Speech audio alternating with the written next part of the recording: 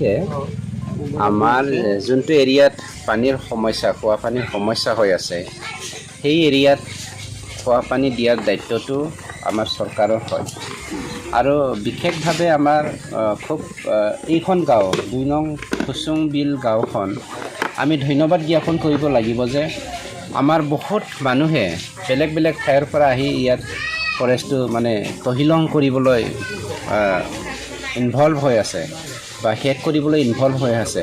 কিন্তু ই আমাৰ ২ নং খুচুং দিছা গাঁওখনৰ ওচৰে পাজৰে থকা আমাৰ যিমান ফৰেষ্ট আছে সেই ফৰেষ্টৰ সংৰক্ষণ দিয়াত ৰক্ষা কৰাত আমাৰ এইখন গাঁৱৰ মানুহবিলাকে সহায় কৰি আছে। গতিকে আমাৰ ফৰেষ্ট ডিপাৰ্টমেণ্টটো মানে হাইলি ছেটিছফাইড এইখন গাঁৱৰ ওপৰত।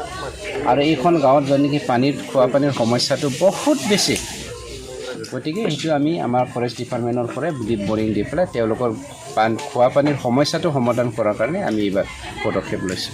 এই শিক্ষাৰ ইয়াত ৱাটাৰ বৰিং স্থাপন কৰা হৈছে আপোনাৰ গাঁৱত, কি ধন্যবাদ জনাব চৰকাৰক? হয়, আমি নিশ্চয় ভালে পাইছোঁ।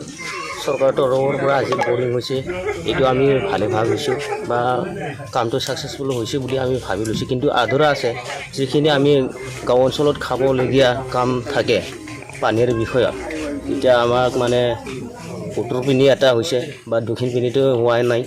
দক্ষিণ পিনি যদি পানী খাব লাগে তেন্তে দক্ষিণ পানী কেনেকৈ যাব? দক্ষিণৰ পিনি এইটো পাইপ লেভেল নহ'লে এইটো পানীটো ছাপ্লাই কৰিব নোৱাৰিব।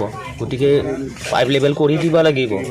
পাইপ লেভেল কৰিলেহে আমি ঘৰে হিচাপত মানে কি বুলি কয় এইটো পানী ওলোৱা কিবা চেষ্টা কৰিব লাগিব।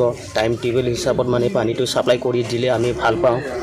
তেনেহ'লে আমি নিজৰ ঘৰতে আমি জাৰকিন বহাই বা কিবা গাগৰি বহাই এইখিনি পানীটো আমি থুবৰাই ল'ব পাৰিম, এইটো আমি ভাবোঁ।